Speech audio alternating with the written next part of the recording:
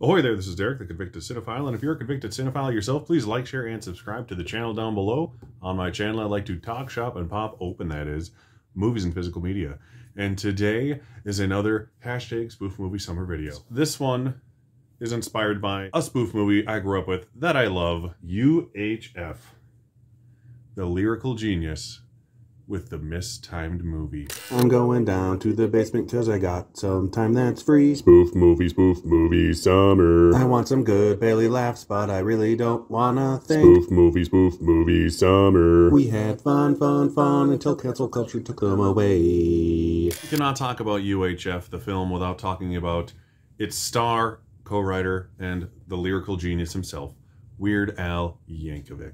He was a shy accordion player who learned to play the accordion at a very young age. I want to say he was like 7 years old. He got his start sending in tapes to the Dr. Demento radio show, which he was a huge fan of.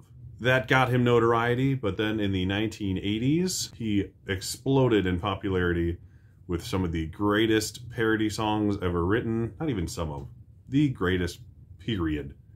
And also, on top of that, some amazing music videos that were frequently, if not always, directed by his UHF director himself, Jay Levy.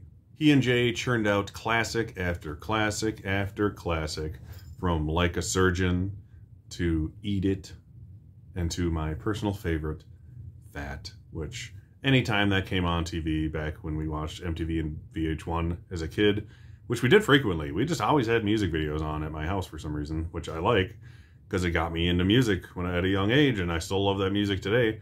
But Fat was the one I would, run from my bedroom outside in the living room to watch, because it was just so damn hilarious, and his big exploding fat suit thing was like the greatest thing in history. It seemed not only logical, but inevitable that Al and Jay should, could, and would eventually translate their short-form parody mastery to the silver screen. And that motion picture, as stated before, is UHF. This is the Shout Factory Blu-ray release. I finally just got it a few weeks ago, if that. Loaded with special features. I highly recommend it. It's a very good deal. It's only like 14 bucks online. So seek it out. It's a great movie, but we'll get more into that. UHF is a simple storyline about a dying local television station that's in need of new management and revamping. That owner, of course, was Weird Al himself, playing George Newman, whose imagination could finally be put to good use by creating ridiculous and creative television programs and advertisements on the UHF station. These programs turn out to be a surprising smash hit when Stanley the janitor is put in charge of the children's daytime program, and then popularity explodes from there for Channel U62. The TV station setting is actually perfect for Weird Al's skill set, because he could do short-form sketches within the movie, making fun of television shows, movie trailers, and commercials as well. With Al's longtime collaborator, Jay Levy, at the helm, and a slew of great comedic performers like Michael Richards and Fran Drescher, and the very underrated David Bowie, and the awesome villain played by Kevin McCarthy from the original Invasion of the Body Snatchers, nothing could get in their way. Well, nothing besides one of the biggest blockbuster summers in movie theater history. I have a list here of all the top grossing films of that summer that all made over $50 million. So here we go.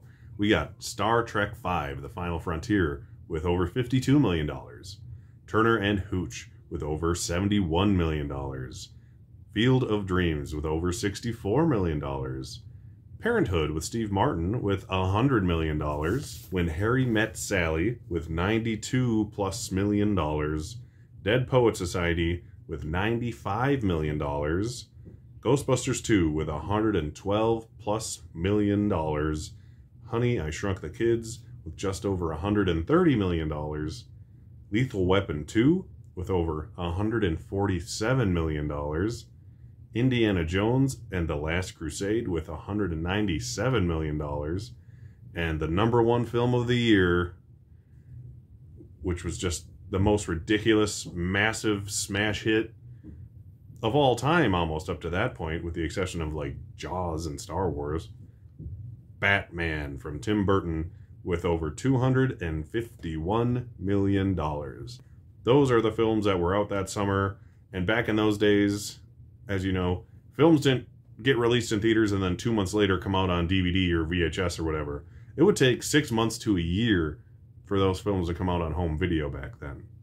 So these movies played long and hard in theaters. Like, they didn't make a ton of money all at once, but they would slowly make money for months and months and months. So between May and August, that is what was out that were big smash hits at the time. Lost in the shuffle of one of the biggest box office summers of all time, UHF was released on July 23rd, 1989. Even with an extremely low budget of $5 million, UHF failed to make any impact on the box office whatsoever, eking out just over $6 million. So it barely broke even, not including advertising and all that. So UHF, sadly, was a bomb. A big flop turkey spoof movie with one of America's biggest musicians. Just nobody gave a shit because everyone went and saw Batman instead. It went out with a whimper. Yeah, life was looking pretty down for Al at the time. But, you know, I always say, life is like a mop. Sometimes you can get all full of dirt and bugs and crud and stuff. Sometimes you just gotta wring it out and use it again. And when that doesn't work, no, sometimes you gotta get a toothbrush and go in there real good and scrub it all. And if that doesn't work, if that still doesn't work, you don't give up. No, you stand up, you stand strong, and you say, these floors are dirty as hell, and I'm not gonna take it anymore.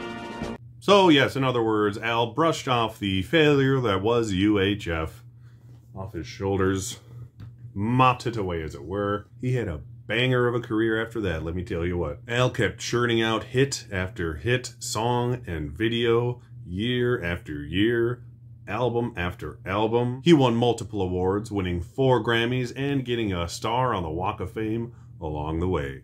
In 2015, his newest album, Mandatory Fun, finally debuted at #1 on the pop music charts, a first in Al's illustrious career. It seemed like the perfect bookend to the one-of-a-kind career of Weird Al Yankovic.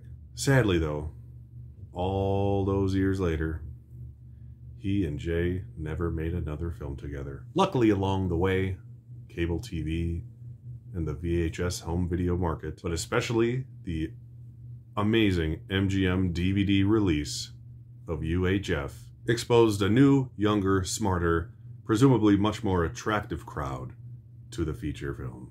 The now cult comedy classic that is UHF. I hope you're enjoying #SpoofMovieSummer. There's plenty more to come. Thank you for watching, and I'll see you next time.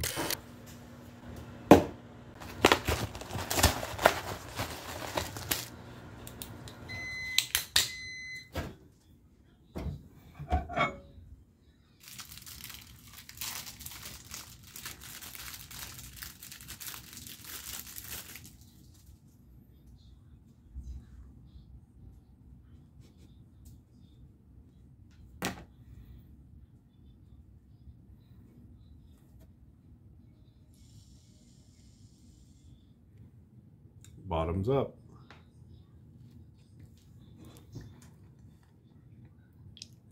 That's a lot less gross than it should be.